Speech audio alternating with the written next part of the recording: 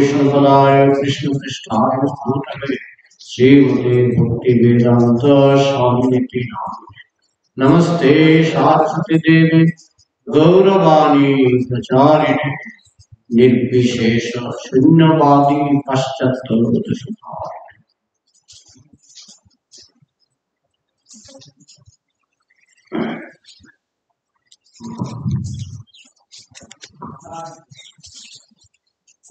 श्रीमद् भागवत तृतीय स्कंद द्वितीय भाग कपिल शिक्षामृत 28 नम्बर अध्याय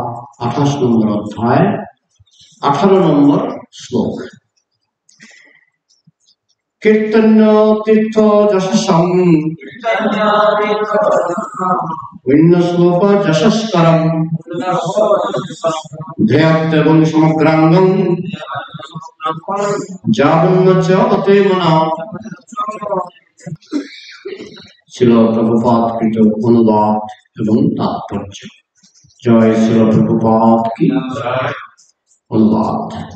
भगवानेर महिमा सर्वदाई कीर्तन करार योग्य, कारण तार महिमा तार भक्तদের महिमा वर्धन करे। তাই ভগবান এবং তার ভক্তের ধ্যান করা উচিত। মন যতক্ষণ স্থির না হয় ততক্ষণ পর্যন্ত ভগবানের শাশ্বত রূপে ধ্যান করা উচিত। তাৎপর্য: মনকে নিরন্তর পরমেশ্বর ভগবানের ধ্যানে স্থির করা উচিত। কেউ যখন ভগবানের কৃষ্ণ, বিষ্ণু, রাম, নারায়ণ আদি অনন্ত রূপের কোন একটি ধ্যানে অভ্যস্ত হন তখন তিনি যোগের সিদ্ধি লাভ করেন। সেই কথা ব্রহ্ম সংহিতায় প্রতিপন্ন হয়েছে। যে ব্যক্তি ভগবানের প্রতি শুদ্ধ প্রেম লাভ করেছেন এবং যার চক্ষুদয় প্রেম রূপ অঞ্জনের দ্বারা রঞ্জিত হয়েছে, তিনি নিরন্তর তার হৃদয়ে পরমেশ্বর ভগবানকে দর্শন করেন। ভগবত ভক্ত বিশেষ করে ভগবানের শ্যাম সুন্দর রূপ দর্শন করেন। সেটি হচ্ছে যোগের সিদ্ধি। যোগ অনুশীলন ততক্ষণ পর্যন্ত করা উচিত যতক্ষণ পর্যন্ত মন আর পলকের জন্য বিচলিত না হয়। ওং তৎ বিষ্ণু পরমং পদং সদা পশ্যন্তি শূরয়ঃ। শ্রী বিষ্ণুর রূপ হচ্ছে সর্বশ্রেষ্ঠ রূপ এবং ঋষিগণ ও মহাত্মাগণ সর্বদাই সেই রূপ দর্শন করেন। ভগবত ভক্তের যখন ভগবানের মন্দিরে তার শ্রী বিগ্রহের আরাধনা করেন, ভগবত ভক্তেরা যখন ভগবানের মন্দিরে তার শ্রী বিগ্রহের আরাধনা করেন তখনও সেই একই উদ্দেশ্য সাধিত হয়। মন্দিরে ভগবানের সেবা এবং ধ্যানের দ্বারা ভগবানের রূপ দর্শন করার মধ্যে কোনো পার্থক্য নেই। কেননা ভগবানের রূপ মনে প্রকাশিত হোক অথবা কোনো বস্তুতে প্রকাশিত হোক, তা একই। ভক্তের দর্শনের জন্য 8 প্রকার রূপ অনুমোদিত হয়েছে। সেইগুলি হচ্ছে মাটি, কাঠ, শিলা, ধাতু, চিত্রপট, বালুকা, মণি এবং মন। এই 8টি উপাদান থেকে ভগবানের শ্রী বিগ্রহ প্রকাশিত হন এবং সেই সব কটি রূপেরই সমান মহিমা। এমন নয় যে যিনি মনের মধ্যে ভগবানের রূপের ধ্যান করেছেন তা মন্দিরে পূজিত রূপ থেকে ভিন্ন। পরমেশ্বর ভগবান পরম তত্ত্ব এবং তাই তার বিভিন্ন রূপের মধ্যে কোনো পার্থক্য নেই। নির্বিশেষবাদীরা যারা ভগবানের শাশ্বত রূপের অবমাননা করে তারা কোনো গোলাকার অথবা শূন্য রূপের কল্পনা করে। তারা বিশেষভাবে ওঙ্কারের প্রতি আসক্ত, কিন্তু এই ওঙ্কারের রূপ রয়েছে। ভগবত গীতায় উল্লেখ করা হয়েছে যে ওঙ্কার হচ্ছে শব্দরূপে ভগবানের প্রকাশ, তেমনি মূর্তিরূপে এবং চিত্ররূপেও ভগবানের প্রকাশ রয়েছে। এই শ্লোকে আরেকটি তাৎপর্যপূর্ণ শব্দ হচ্ছে পুণ্য শ্লোক যশস্কর। ভগবত ভক্তকে বলা হয় পুণ্য শ্লোক। ভগবানের দিব্য নাম কীর্তনের প্রভাবে যেমন শুদ্ধ হওয়া যায়, তেমনি ভগবানের পবিত্র ভক্তের নাম কীর্তনের প্রভাবেও শুদ্ধ হওয়া যায়। ভগবানের শুদ্ধ ভক্ত এবং ভগবান স্বয়ং অভিন্ন। কখনো কখনো ভক্তের শুদ্ধ নাম কীর্তন করা কার্যকর। এটি একটি অত্যন্ত পবিত্র পন্থা। শ্রী চৈতন্য মহাপ্রভু এক সময় গোপিকাদের পবিত্র নাম কীর্তন করছিলেন এবং তখন তার কিছু ছাত্র তার সমালোচনা করেছিলেন। আপনি কেন গোপীদের নাম কীর্তন করছেন? কেন কৃষ্ণের নাম কীর্তন করছেন না? শ্রী চৈতন্য মহাপ্রভু সেই সমালোচনায় অত্যন্ত বিরক্ত হয়েছিলেন এবং এইভাবে তার ছাত্রদের সঙ্গে তার কিছু ভুল বোঝাবুঝি হয়েছিল। তিনি তখন কীর্তনের চিন্ময় পন্থা সম্বন্ধে তাকে উপদেশ দেওয়ার ধৃষ্টতার জন্য তাদের তিরস্কার করতে চেয়েছিলেন। ভগবানের বৈশিষ্ট্য হচ্ছে যে তার যে সমস্ত ভক্ত তার কার্যকলাপের সঙ্গে সম্পর্কিত তারাও মহিমান্বিত হন। অর্জুন, প্রহ্লাদ, মহারাজ জনক, বলি মহারাজ প্রমুখ ভক্ত, বহু ভক্ত সন্ন্যাস আশ্রম গ্রহণ করেননি, তারা ছিলেন গৃহস্থ। তাদের মধ্যে অনেকে, যেমন প্রহ্লাদ মহারাজ এবং বলি মহারাজ, অসুর কুলে জন্মগ্রহণ করেছিলেন। প্রহ্লাদ মহারাজের পিতা ছিলেন একজন দৈত্য এবং বলি মহারাজ ছিলেন প্রহ্লাদ মহারাজের পৌত্র। কিন্তু তা সত্ত্বেও ভগবানের সঙ্গে সম্পর্কিত হওয়ার ফলে তারা যশস্বী হয়েছেন।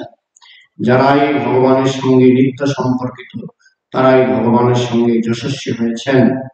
এখানে সিদ্ধান্তটি হচ্ছে এই যে সিদ্ধ যোগীর কর্তব্য হচ্ছে সর্বদা ভগবানের রূপ দর্শনে অভ্যস্ত হওয়া এবং যতক্ষণ পর্যন্ত না মন এইভাবে স্থির হয় ততক্ষণ পর্যন্ত তার যোগ অনুশীলন করে যাওয়া উচিত। প্রভুপাদ কৃপা করে খুব বড় তাৎপর্য রচনা করেছেন। তো এই তাৎপর্য সম্পূর্ণরূপে বিস্তারিত রূপে ব্যাখ্যা করতে গেলে অনেক সময় লেগে যাবে। আমরা যতদূর সম্ভব চেষ্টা করব।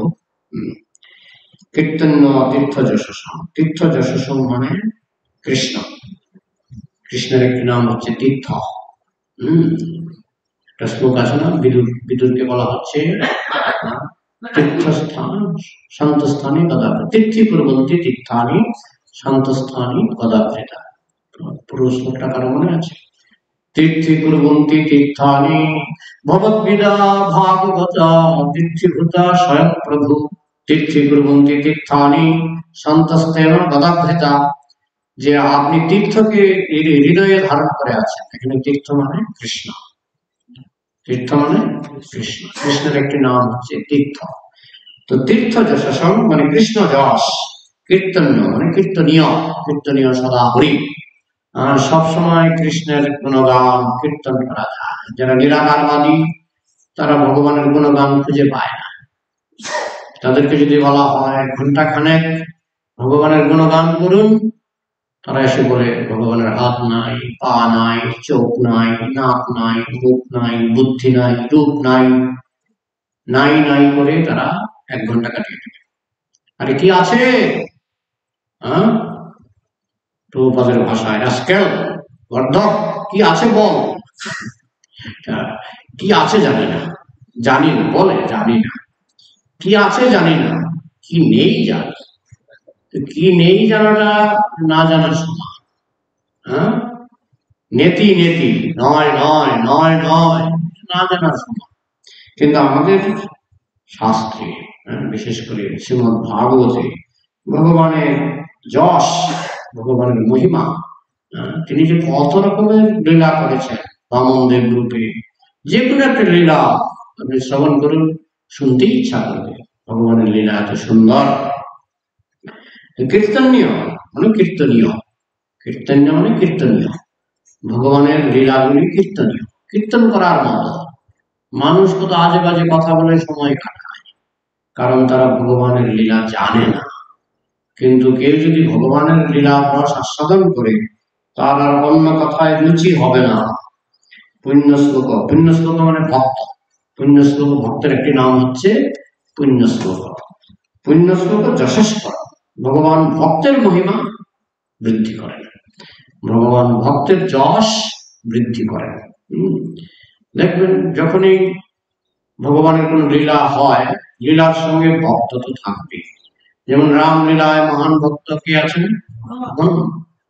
তো রাম নিজের জন্য যা কিছু দেখিয়েছেন তার থেকে বেশি দেখিয়েছেন হনুমানের মহিমা, তাই না? আমি যেমন এটা বলে থাকি যে হনুমান কয়বার সাগর পেরিয়েছিলেন? 4 বার। বিনা ব্রিজে। ব্রিজ ছিল না। ব্রিজ যখন ছিল তখনও কিন্তু, যখন গন্ধমাদন আনতে গেছিলেন তখন ব্রিজটা ছিল, কিন্তু তখনও তিনি লাভ দিয়ে গেছিলেন। এবং বন্ধমাদন সহ আমরা কৃষ্ণের গুণগান করি। তিনি গোবর্ধন ধরেছিলেন, সেই জন্য আমরা কৃষ্ণের গুণগান করি। তো হনুমানও তো গন্ধর্ব ধরেছিলেন, গন্ধর্ব পর্বত ধরেছিলেন। তো তবু কিন্তু আমরা হনুমানকে ভগবান বলি না, কারণ হনুমান যেটা করেছেন সেটা রাম নামের মহিমা, রাম নামের শক্তি। তো এইভাবে হনুমান 4 বার সমুদ্র পাড়ি দিলেন, কিন্তু রামচন্দ্র একবারও পাড়ি দিতে পারলেন না। যখন সমুদ্রের কিনারে গেলেন, বললেন আমার তো ব্রিজ লাগবে, আমি তো ব্রিজ ছাড়া যেতে পারবো না। তো ব্রিজ বাঁধা হলো, কিন্তু হনুমানের বেলায় কিন্তু ব্রিজ লাগেনি। তো ভক্তের মহিমা সবসময় বেশি। যেমন কুরুক্ষেত্রের যুদ্ধে কৃষ্ণ বলছেন আমি যুদ্ধই করবো না। যুদ্ধ করেছে অর্জুন, যুদ্ধ করেছে ভীম, তাই না? তোমরা যুদ্ধ করেছো, তোমরা যুদ্ধে জয়লাভ করেছো। একটা দৃষ্টান্ত দেওয়া হয় যে রাস্তার মধ্যে একটা গাড়ি স্টপ হয়ে গেছে, গাড়িটা বন্ধ হয়ে গেছে। তখন ড্রাইভার গাড়িটা চালাবার চেষ্টা করছে, আর বাবা পেছন দিক থেকে ধাক্কা দিচ্ছে গাড়িটাকে। আর একটা ছোট বাচ্চা, 4-5 বছরের বাচ্চা, সেও বাবার সঙ্গে সঙ্গে ধাক্কা দিচ্ছে। গাড়িটা স্টার্ট হয়ে গেল। যখন স্টার্ট হলো, বাবা তার সন্তানের পিঠে হাত বুলিয়ে বলছেন আজকে তুমি ধাক্কা দিয়েছো বলে গাড়িটা চললো। কিন্তু আসলে কি তাই? কিন্তু ক্রেডিটটা বাবা চান, ক্রেডিটটা আমার ছেলে পাক। তো কৃষ্ণ চান আমার ভক্তরা ক্রেডিট পাক। কুরুক্ষেত্রের যুদ্ধ হচ্ছে, আমি রথ চালিয়েছি, আমি যুদ্ধ করিনি। যুদ্ধ করেছে অর্জুন, যুদ্ধ করেছে ভীম, এরা যুদ্ধ করেছে। যেমন প্রভুপাদ যখন আমেরিকায় গিয়েছিলেন, তখন কেউ প্রভুপাদকে প্রশ্ন করেছিলেন, মহাপ্রভু কি আমেরিকায় আসতে পারতেন না? তিনি তো সর্বশক্তিমান, তিনি তো ভগবান, তিনি কি আমেরিকায় আসতে পারতেন না? তিনি কি পৃথিবীতে আছে যত নগরাদি গ্রাম সর্বত্র প্রচার হইবে মোর নাম, তিনি বলেছেন। তো তিনি নিজেও তো ওই কাজটা করতে পারতেন, তিনিও তো জাপান, জার্মান, চীন যেতে পারতেন। তখন প্রভুপাদ বলছেন নিশ্চয়ই যেতে পারতেন, কিন্তু তিনি ক্রেডিটটা নিতে চান, তিনি ক্রেডিটটা দিতে চেয়েছেন আমাকে, অর্থাৎ প্রভুপাদকে ক্রেডিট দেওয়া হয়। এই জন্য মহাপ্রভু আর আমেরিকায় যাননি, প্রভুপাদকে পাঠিয়েছেন, তুমি ক্রেডিট নাও। তো ভগবান সবসময় প্ল্যান করেন কি করে ভক্তকে ক্রেডিট দেওয়া হবে, ভক্তকে কৃতিত্ব দেওয়া। এটা হচ্ছে ভগবানের একটি স্বভাব। সেই জন্য বলা হচ্ছে পুণ্য শ্লোক যশস্করম। পুণ্য শ্লোক মানে ভক্ত, যশস্করম মানে যশ বৃদ্ধি করে, ভক্তের যশ বৃদ্ধি করে, ভক্তের গুণমহিমা ভগবান এমন ভাবে লীলা করবেন যে তিনি যতদূর সম্ভব ভক্তের গুণমহিমা বৃদ্ধি করেন। ভক্ত আর ভগবানের মধ্যে একটা কম্পিটিশন চলে। যেমন প্রভুপাদ চেয়েছেন কৃষ্ণের গুণকীর্তন করে কৃষ্ণের সুনাম জগতে প্রচার করতে, আর কৃষ্ণ চেয়েছেন প্রভুপাদের গুণমহিমা করে প্রভুপাদের সুনাম জগতে প্রচার করতে। কম্পিটিশন। তো প্রভুপাদের জন্য কৃষ্ণ করে দিলেন একটা কত সুন্দর সমাধি মন্দির, না? বৃন্দাবনও করেছেন, আবার মায়াপুরও করেছেন পুষ্প সমাধি, আবার ভক্তরা আবার করেছে বিশ্ব মন্দির, টিওপিপি, তাই না? এই যে কম্পিটিশন, তবে কম্পিটিশনে অনেক সময় ভক্ত জিতে যায়, অনেক সময় ভগবান জিতে, কিন্তু বেশিরভাগ ক্ষেত্রেই ভক্ত জিতে। যখন ভক্ত আর ভগবানের মধ্যে কম্পিটিশন হয় তখন ভক্ত জিতে যায়, ভগবান অনেক সময় হেরে যায়। তো যাই হোক, এইভাবে পুণ্য শ্লোক যশস্কর, ভগবান ভক্তের যশ বৃদ্ধি করে। তাই ভগবানের মহিমা শ্রবণ করতে গেলেই ভক্তের মহিমা শ্রবণ করতে হবে, শুধু ভক্ত নয়, ভগবানের মহিমা শ্রবণ করতে গেলে অভক্তের মহিমা অনেক সময় শুনতে হয়। রামচন্দ্রের মহিমা যদি আমরা শুনি, রাবণের কথা না শুনে কি আর হয় নাকি? রাবণের কথাও শুনতে হয়, তাই না? ঠিক তেমনি আমরা যদি বরাহ অবতারের কথা শুনি, তাহলে আরেকজনের কথা শুনতে হয়, হিরণ্যাক্ষ। আমরা যদি নরসিংহদেবের কথা শুনি, তাহলে আরেকজনের কথা শুনতে হয়, হিরণ্যকশিপু। তার মানে ভগবানের কথা শুনলে, যেমন আমরা প্রহ্লাদ মহারাজের কথা শুনি, ভক্তের কথা, আবার তেমনি আমরা অভক্তের কথাও শুনি, কিন্তু সেটাও ভগবানের মহিমা বৃদ্ধি করছে, ভক্তের মহিমা বৃদ্ধি করছে, যে কিভাবে অভক্তের অত্যাচারের মধ্যে, হিরণ্যকশিপুর অত্যাচারের মধ্যেও কিভাবে প্রহ্লাদ মহারাজ শুদ্ধ ভক্তি যাজন করেছেন সেটা আমরা জানতে পারি। তো এইভাবে আলটিমেটলি ভক্তের মহিমাটাই বাড়ে। যখন অসুরের অত্যাচার হয় তখন ভক্তের মহিমাই বাড়ে। এইভাবে ভগবান নানাভাবে তিনি ভক্তের মহিমা কীর্তন করেন।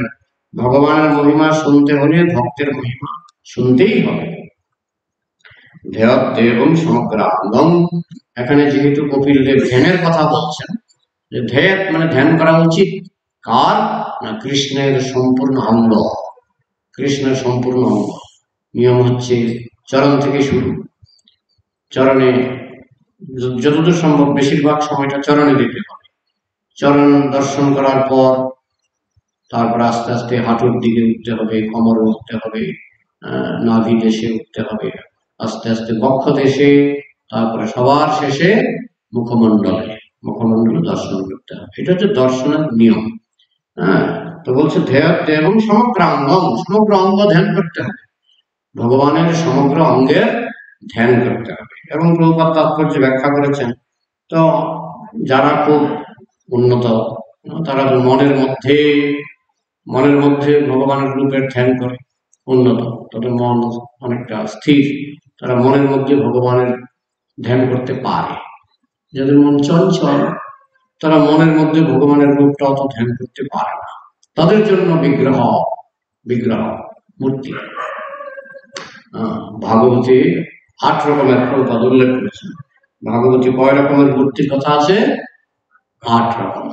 শৈলী দারুময়ী লৌহী লেখা চ শৈকতী মনোময়ী মণিময়ী প্রতিমা অষ্টবিধা স্মৃতা। প্রতিমা 8 রকমের। শৈলী মানে শিলা, মানে পাথর দিয়ে যে মূর্তি তৈরি হয়, সেটা হচ্ছে শৈলী। দারুময়ী মানে আমাদের মন্দিরে আছে, আসানসোল মন্দিরে দারুময়ী মানে কাষ্ঠ নির্মিত যে বিগ্রহ, সেটা হচ্ছে দারু ব্রহ্ম, দারুময়ী। শৈলী দারুময়ী লৌহী মানে ধাতু। লৌহী বলতে আমরা কিছুদিন আগে দেখেছি লোহা বলতে সংস্কৃতে সোনাকেও লোহা বলা হয়। লৌহী মানে ধাতু। তো ধাতু দিয়ে অনেকে পারে, যাদের পয়সা পাতি আছে, সোনার কৃষ্ণ বানিয়ে দিতে করে অনেকে। শৈলী দারুময়ী লৌহী লেপ্পা মানে লেপ্পা হচ্ছে মাটি দিয়ে লেপ্পা। লেখা মানে ছবি। সৈকতী মানে সৈকতীটা কি যেন বলে গেছি, কারো মনে আছে? সৈকত। আচ্ছা। ধাতু চিত্রপট বালুকা, সৈকতী বালুকা, বালি দিয়ে অনেকে করে। অনেক পূজা আছে দেখেছি, নদীর কিনারে গিয়ে চট করে একটা একে ফেলে বালির মধ্যে, তাই তো। বালুকা, শৈলী দারুময়ী লৌহী লেখা চ সৈকতী মনোময়ী মানে মনে আর মণিমুক্তা দিয়ে নির্মিত বিগ্রহ। 8 রকমের বিগ্রহ। তো বলছে যারা মনে মনে ধ্যান করতে পারে তো ভালো, আবার যারা মনে মনে ধ্যান করতে পারে না তাদের জন্য রয়েছে এই 8 রকমের বিগ্রহ। তবে দুটোই পাশাপাশি করতে হবে। আপনি বিগ্রহ দর্শন করবেন, জগন্নাথের বিগ্রহ দর্শন করবেন, আবার মনে মনে এই বিগ্রহেরই ধ্যান করবেন। এমন ভাবে ধ্যান করতে হবে যেন মৃত্যুর সময় আমরা যে বিগ্রহ নিয়েই থাকি, মায়াপুরে যারা আছে তারা রাধা মাধব বিগ্রহ দিলে দর্শন করে, মৃত্যুর সময় যেন রাধা মাধবের চিন্তাটা, মানে কৃষ্ণের রূপ তো আমরা মনে মনে চিন্তা করার মতো ক্ষমতা খুব কম, তো কিন্তু রাধা মাধব বিগ্রহ যেহেতু আমরা প্রতিদিন দর্শন করছি, বা এখানে আমরা জগন্নাথ বলদেব সুভদ্রা বিগ্রহ প্রতিদিন দর্শন করছি, তাই এই বিগ্রহের উপর যদি আমরা চিন্তা করতে করতে দেহত্যাগ করি, এই বিগ্রহের রূপও চিন্তা করতে করতে যদি আমরা দেহত্যাগ করি, তাহলে আমাদের ঊর্ধ্বগতি লাভ হবে।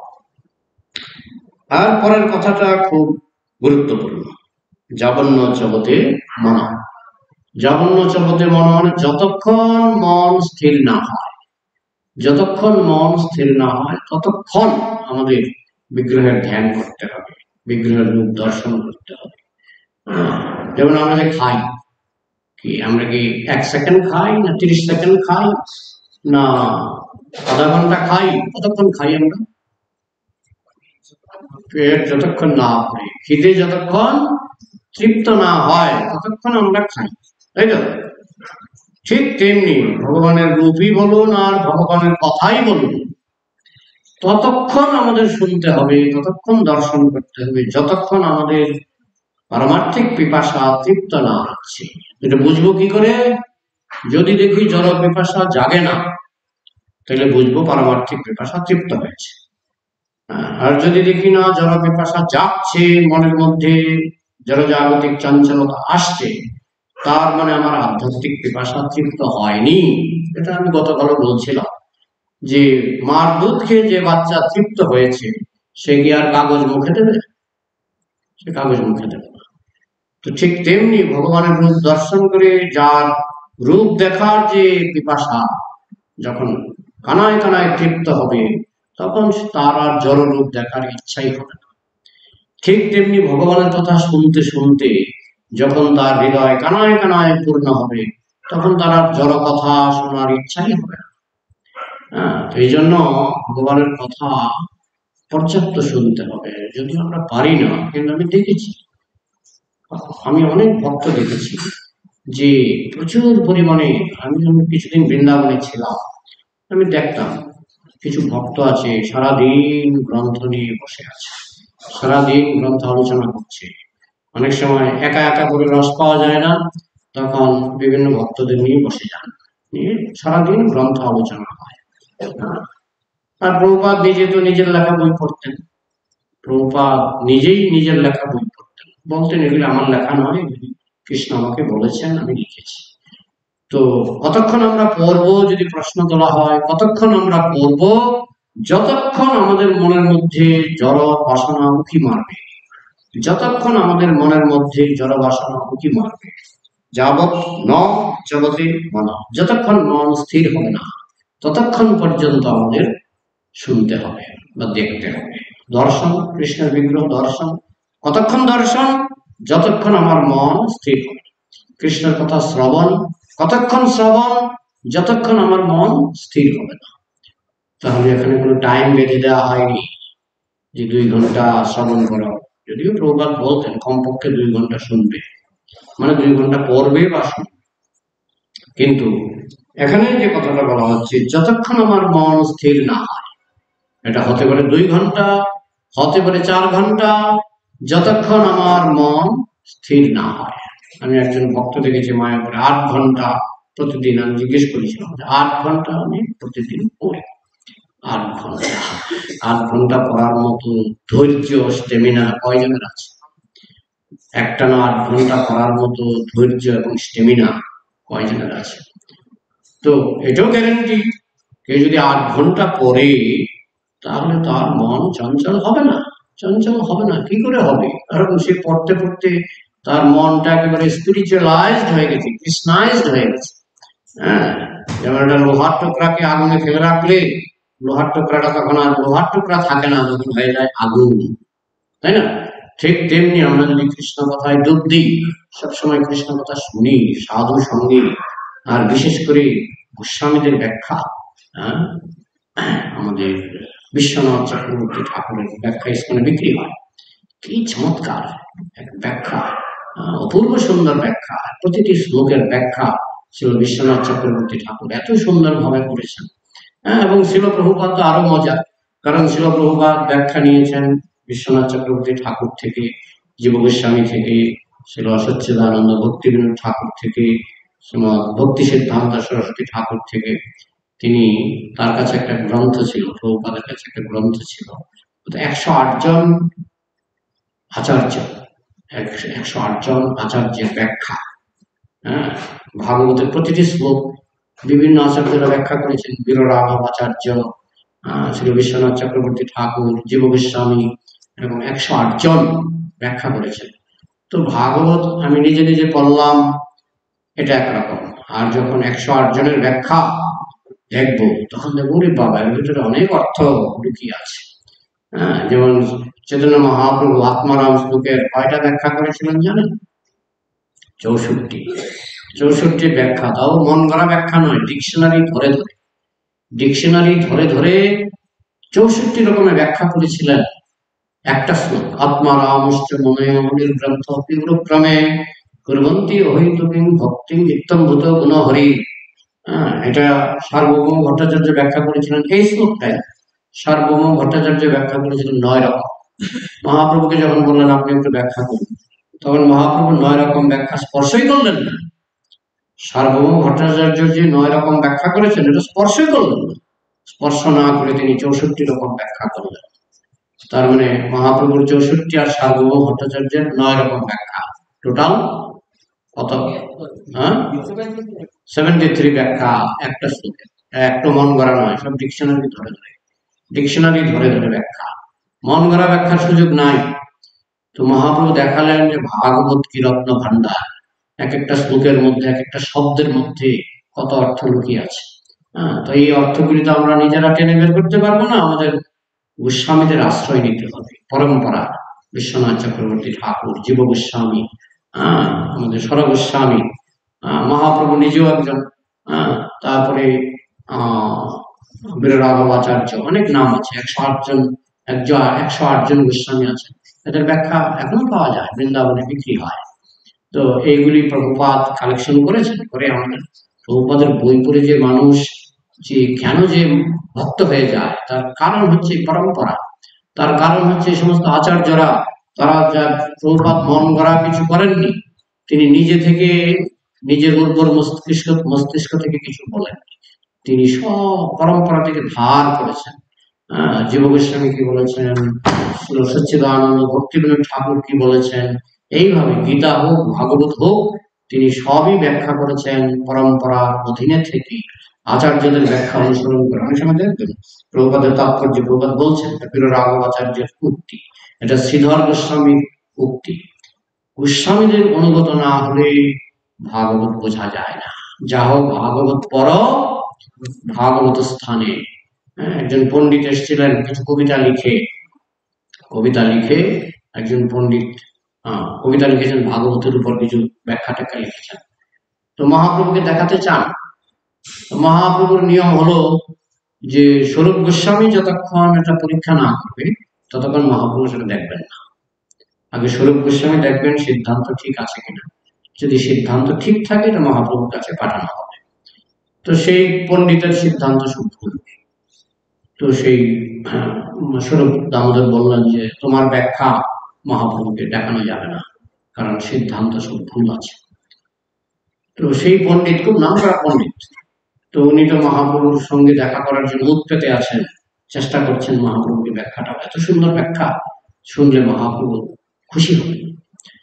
তো যদিও ওনাকে বলছে যে আপনার এই ব্যাখ্যা মহাপ্রভুকে শোনাবেন না, উনি কোন সুযোগে ফাঁকা পেয়ে মহাপ্রভুর গম্ভীরায় ঢুকে গেছেন। ঢুকে গিয়ে বলছেন, মহাপ্রভু আমি ভাগবত ব্যাখ্যা করেছি, শুনবেন একটু? কি ব্যাখ্যা করেছ? মহাপ্রভু আগেই জানেন এসব ভুলভাল ব্যাখ্যা। বলছে আমি শ্রীধর গোস্বামীকে খণ্ডন করেছি, বলে এসব ব্যাখ্যা আমি শুনবো না। শ্রীধর স্বামীকে যে মানে না, যে না মানে স্বামী, না যে না মানে স্বামী বেশ্যার মধ্যে তাকে করিয়ে বলন, এরকম একটা শ্লোক আছে চৈতন্য চরিতামৃতে। যে স্বামীকে মানে না, এখানে স্বামী মানে শ্রীধর স্বামী।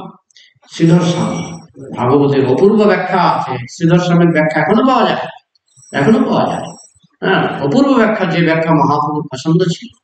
তো মহাপ্রভু বলছেন যে যে শ্রীধর স্বামীকে মানে না, স্বামী মানে না, স্বামী মানে শ্রীধর স্বামী, যে যে স্বামী মানে না, বেশ্যার মধ্যে তারে করিয়ে গণনা, তাকে তো আমি বেশ্যা বলে গণনা করি। এইভাবে মহাপ্রভু তাকে ধমক দিয়ে দাঁড়িয়ে দিলেন। তারপরে উনি দেখলেন যখন খবর রটে গেল যে মহাপ্রভু আমার ব্যাখ্যা শুনলেন না, এই খবরটা ছড়িয়ে গেছে বাজারে, তখন উনি তার কাছে যান, অদ্বৈত আচার্যের কাছে গেলেন, আমার ব্যাখ্যাটা একটু শুনবেন? না, মহাপ্রভু শুনেননি, আমি কেন শুনবো? শিবাস পণ্ডিতের কাছে গেলাম, আমার ব্যাখ্যাটা একটু শুনবেন। হ্যাঁ, মহাপ্রভু শোনেননি, আমি কেন শুনবো? কেউ শুনছেন না। তো একটু নরম পেয়েছিলেন গদাধর পণ্ডিত। গদাধর পণ্ডিত একটু নরম, একটু ভদ্র টাইপের ব্যক্তি ছিলেন। তো উনি গিয়ে গদাধর পণ্ডিতকে বললেন, এই আমার ব্যাখ্যাটা একটু শোনো। তো গদাধর পণ্ডিত ভাবছেন, এত বড় পণ্ডিত মানুষ, ব্যাখ্যা যদি না শুনি অপমান পাবে। হ্যাঁ, আবার মহাপ্রভু এই ব্যাখ্যা শুনে না, তো আমি যদি শুনি আর মহাপ্রভু যদি জানতে পারে তাহলে তো আমার উপর রাগ করবে। তো গদাধর পণ্ডিত কি করলেন, ঠিক আছে ওনার ব্যাখ্যা উনি বলুন, আমি মন দেব না, মন আমি অন্যদিকে কৃষ্ণ দিকে রেখে দেবো। তো উনি গিয়ে ব্যাখ্যা করতে লাগলেন গদাধর পণ্ডিতের সামনে। আর গদাধর পণ্ডিত কানেই নিচ্ছেন না, উনি কি ব্যাখ্যা করছেন শুনছেন না, উনি কৃষ্ণ চিন্তা করছেন। মহাপ্রভু তো জানেন যে আমি ব্যাখ্যাটা মনোযোগ দিয়ে শুনছি না, নিশ্চয়ই মহাপ্রভু ক্ষমা করে দেবেন। তো মহাপ্রভু তার সঙ্গে দু একদিন কথা বলেননি, মানে গদাধর পণ্ডিতের সঙ্গে দু একদিন কথা বলেননি। কি ব্যাপার? তখন গদাধর পণ্ডিত ভাবছেন, মহাপ্রভু তো অন্তর্যামী, আমি যে ব্যাখ্যাটাকে শ্রদ্ধা করিনি এটা তো মহাপ্রভু বুঝতে পেরেছেন, তো নিশ্চয়ই তিনি আমাকে ক্ষমা করে দেবেন। দু তিন দিন পরে ঠিকই মহাপ্রভু গদাধর পণ্ডিতের সঙ্গে কথা বললেন, আলিঙ্গন করলেন, কিন্তু তাকে এইটুকু শিক্ষা দিলেন যে এমনকি ওই নামকাও আসতে শুনতে পারবে না। মায়াবাদী ভাষ্য শুনিলে হয় সর্বনাশ, এই সমস্ত ব্যাখ্যা নামকাও আসতে শুনতে পারবে না। নামকাও আসতে শুনলেও তিনি 3 দিন রাগ করে থাকবেন মহাপ্রভু। সোজা কথা, আমাদের এই সমস্ত অপব্যাখ্যা যেগুলি পরম্পরাকে স্বীকার করে না, শ্রীধর স্বামীকে স্বীকার করে না, বিশ্বনাথ চক্রবর্তীকে স্বীকার করে না, জীব গোস্বামীকে স্বীকার করে না, ওইসব ব্যাখ্যা আমরা শুনবো না। আমরা হলো অনুগত, অনুগত আমরা জীব গোস্বামীর অনুগত, বৃন্দাবনের সর্বস্বামীর অনুগত। তারা যেভাবে ব্যাখ্যা করেছেন আমরা যদি হুবহু শুধু সেটা পুনরাবৃত্তি করতে পারি, তাতে কাজ হবে, ওষুধের কাজ হবে। যেটা প্রভুপাদ করে দেখিয়েছেন, তার ভাগবত পড়ে, তার গীতা পড়ে সমস্ত বিশ্বের মানুষের হৃদয় পরিবর্তন হয়েছে। তার কারণ হচ্ছে তিনি নিজের কথা যোগ করেননি, তিনি সব গোস্বামীদের কথার পুনরাবৃত্তি করেছেন, জীব গোস্বামীর কথার পুনরাবৃত্তি করেছেন। তো এইভাবে এই যে গোস্বামীদের ব্যাখ্যাগুলি এখনো কৃষ্ণের কৃপায় পাওয়া যাচ্ছে, এগুলি যদি আমরা বেশি করে শ্রবণ করি, কতক্ষণ যতক্ষণ মন স্থির হবে না। তার মানে এটা 10 বছরও হতে পারে। যতক্ষণ আপনার মন স্থির হবে না ততক্ষণ করতে থাকুন। খিদে আছে পেটে, খেতে থাকুন, খেতে থাকুন, খেতে থাকুন, খেতে খেতে খিদে তৃপ্ত হবে। ঠিক তেমনি জড় খিদে আছে, জড় বাসনা আছে, হরি কথা শুনতে থাকুন, শুনতে থাকুন, যতক্ষণ পর্যন্ত মন স্থির না হবে। এখানে রাখছি, 5 মিনিট সময় আছে, কারো যদি কিছু প্রশ্ন থাকে আলোচনা করা যায়।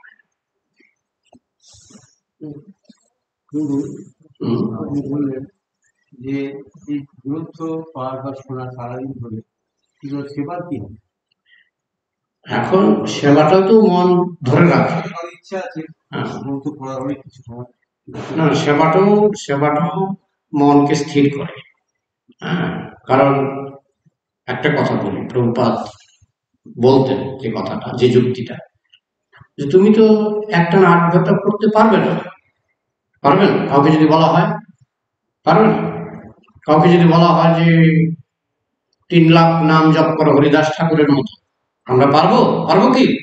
পারবো না। তাই প্রভুপাদ বলছেন যে পারবে না যখন, তুমি পারবে না, তোমাকে যদি বলি যে তুমি 8 ঘন্টা একটা না পড়ো, তুমি পারবে না। তাই একটু পড়ো, 2 ঘন্টা পড়ো, সেবা করো। যেহেতু আমরা পারবো না, এই জন্য ইস্কনে প্রভুপাদ প্র্যাকটিক্যাল পথ দেখালেন। ঠিক আছে, তুমি কমপক্ষে 2 ঘন্টা তোমার পারতেই। হ্যাঁ, বাকিটা তুমি যেহেতু আর বেশি পড়তে পারবে না, তোমার সেই স্টেমিনা নাই, তুমি সেবা করো। একটা রিক্সাওয়ালাকে যদি বলা হয়, মানে অভক্ত রিক্সাওয়ালা, তুমি সারাদিন রিক্সা চালাচ্ছ, কত পাও? আমি সারাদিন রিক্সা চালিয়ে 500 টাকা পাই। ঠিক আছে, আমি তোমাকে 500 টাকা দেবো, তুমি এখানে বসে 16 নাম 32 অক্ষর সারাদিন জপ করো। পারবে না, পারবে না। এটা মায়াপুরে একটা ঘটনা ঘটেছিল।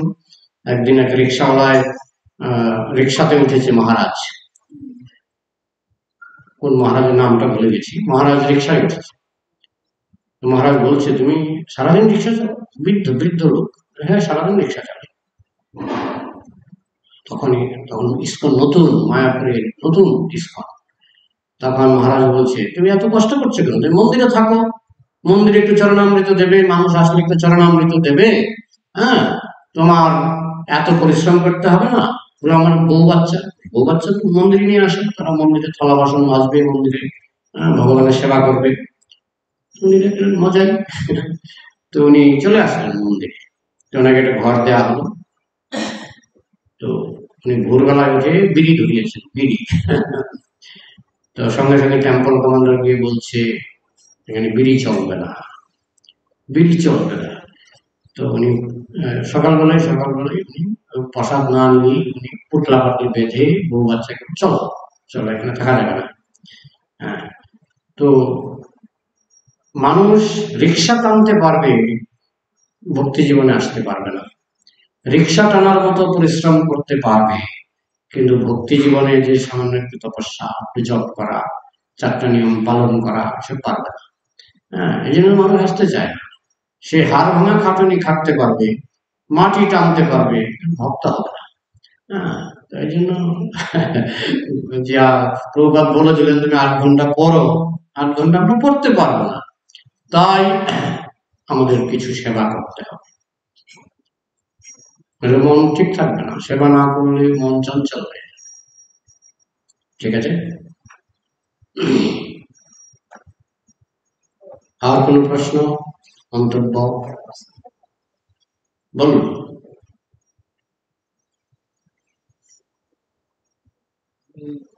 মহাপ্রভু যে শ্লোকটা, মহাপ্রভু যে ব্যাখ্যাটা আমরা শুনেন, কেউই শুনেননি, কিন্তু গদাধর পণ্ডিত শ্রবণ করেছেন। উনি চিন্তা করেছিলেন যে আমি না শুনলে উনি খারাপ হবে, সেজন্য উনি শ্রবণ করেছেন। কিন্তু মহাপ্রভু তো স্বয়ং ভগবান, উনি জানতে পেরেছেন মায়াবাদীর ভাষ্য শুনে মহাপ্রভু তার উনি তো রাগ করেছেন। সব তো নাটক, জগৎবাসীকে শিক্ষা দেওয়ার জন্য নাটক, যে মায়াবাদী ভাষ্য শুনবে না। তো জিনিসটা মহাপ্রভু কিভাবে আমাদেরকে বোঝাবেন? তার নিজের লোক দিয়ে তিনি নাটক করিয়েছেন। গোটা জিনিসটাই আমরা বলি লীলা। লীলা মানে কি? লীলা মানে নাটক। ভগবান যখন নাটক করেন তখন বলা হয় লীলা। রামচন্দ্র সীতা উদ্ধার করেন, আর সীতা তো, রাবণ তো সীতাকে স্পর্শই করতে পারেনি। আসল সীতা ছিলেন অগ্নিদেবের কাছে, আর রাবণ নিয়ে গেছেন কোন সীতা? মায়া সীতা, ছায়া সীতা, নকল সীতা।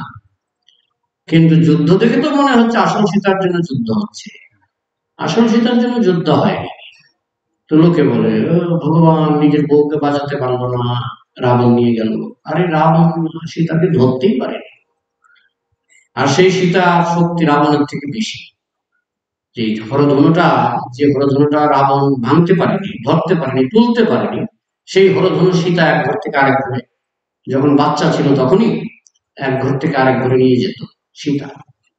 তো রাবণ আসলে কি সীতার সঙ্গে পাত্তা পাবে নাকি? সীতা তো এক ফু দিয়ে রাবণ পুড়িয়ে দেবে।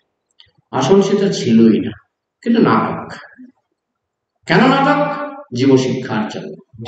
যে বিবাহ করলে তোমার স্ত্রীকে এরকম প্রাণের ঝুঁকি নিয়ে 7 সমুদ্রের পারে গিয়ে হলেও তোমার স্ত্রীকে উদ্ধার করার চেষ্টা তোমাকে করতে হবে স্বামী হিসাবে। জগৎবাসীকে শিক্ষা দিলেন, শিক্ষা দেওয়ার জন্য লীলা। বোঝা গেল?